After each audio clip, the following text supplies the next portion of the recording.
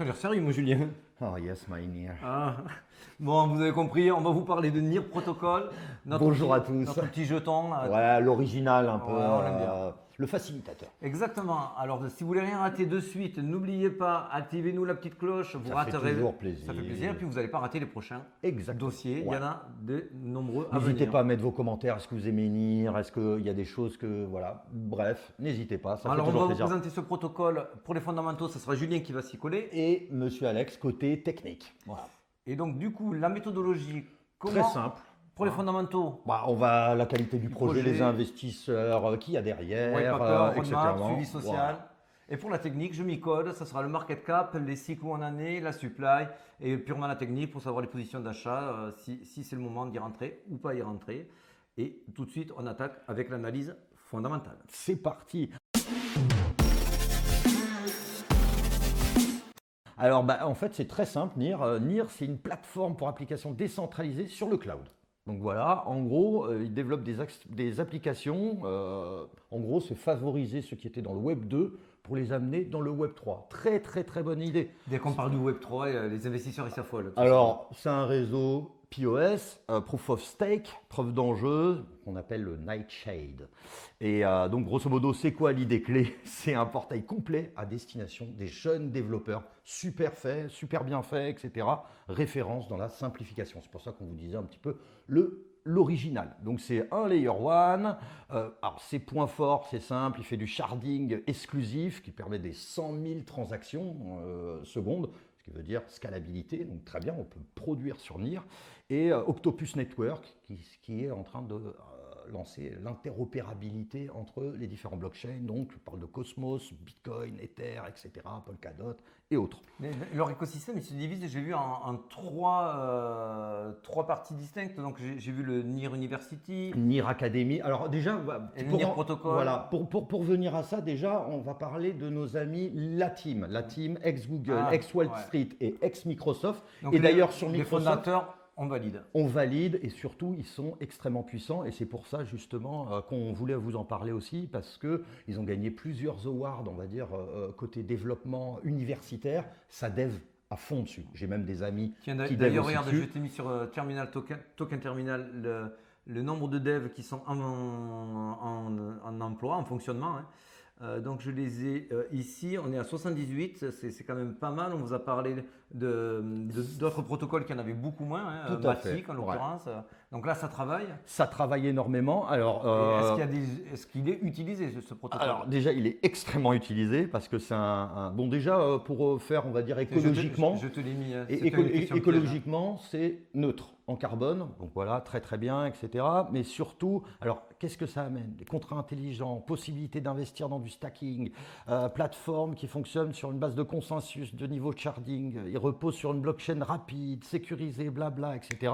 Surtout, il y a énormément de monde qui construit dessus. Et en fait, c'est un Regardez parallèle. je t'ai mis les utilisateurs, c'est le 7e protocole, hein, même en blockchain, je crois qu'ils sont mieux que ça, c'est la 6e blockchain en termes d'utilisateurs actifs, hein. Donc on est vraiment sur quelque chose qui travaille, qui gagne de l'argent Tout à et fait. qui attire des capitaux. Et c'est vrai que, alors, Tiens, alors, d'ailleurs, en bien parlant sûr, des capitaux. alors, en parlant des capitaux, on va pas, vous allez avoir peur. Cachez cette image que je ne saurais voir. Hein. Voilà. Non, mais grosso modo, il y a tout le monde. Hein. Il y a Coinbase Venture, Dragonfly, Pantera Capital. I believe I can fly. Ah, Billy Vakenfly, oui, c'est sûr que lui. Alors, vous donc, inquiétez voilà, pas, on voit qu'il y a quand même du monde. Vous inquiétez Anderson pas, il Horowitz. y a du Alameda et il y a du Three Arrows Capital. C'est pas parce qu'ils y sont dedans et que les sociétés sont soit en faillite, soit en Chapter 11 que c'est un problème pour NIR Protocol. On vous l'avait déjà expliqué pour d'autres. C'est soit même un cadeau pour NIR Protocol parce qu'ils récupéreront des parts gratuitement, soit c'est le repreneur qui leur demandera de les réadosser à soit la société c'est le repas, soit un autre repreneur. Donc c'est positif. Hein.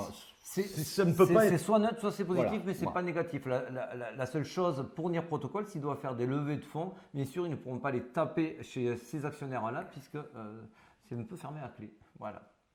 Donc on valide aussi, voilà, on valide ça. Donc on rappelle, hein, l'idée clé, c'est une référence dans la simplification entre le développement d'applications et le grand public. Voilà, c'est Ils vont essayer le plus possible d'amener le grand public dessus. Alors, ils ont plein de super.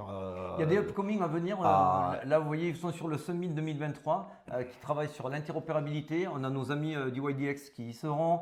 On a Aurora puisqu'ils travaillent bien sûr main dans la main avec eux.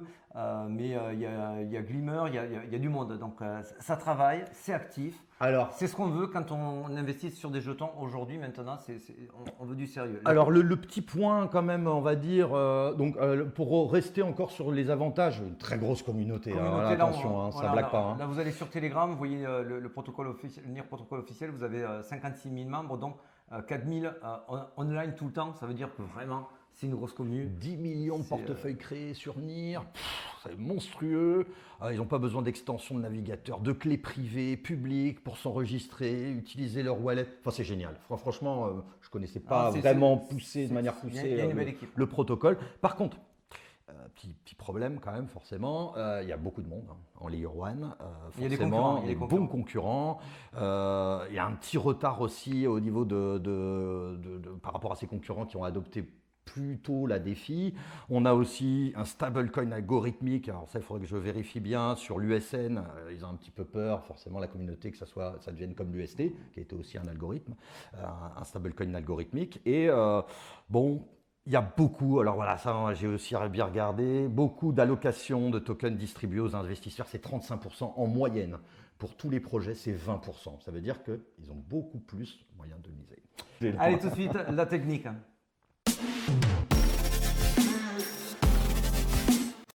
Donc là, au niveau technique, où c'est qu'on en est? Là, à l'heure où on vous parle, il est à 2.4. Il faut savoir qu'il est en dessous de sa zone de rechargement. C'est la zone où les professionnels rachètent les jetons. C'est la zone de la reload zone.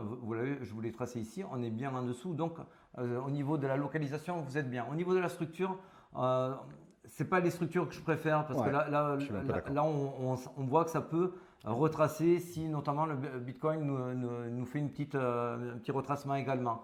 Donc si on veut faire un achat pro, on peut attendre quelques jours, voir si ça flirte avec les deux. Donc vous pouvez vous mettre un ordre d'épuisette aux alentours des deux. Attention, un ordre d'épuisette veut dire qu'il y a peu de chances que ça arrive, mais si ça arrive, vous faites un petit hold-up.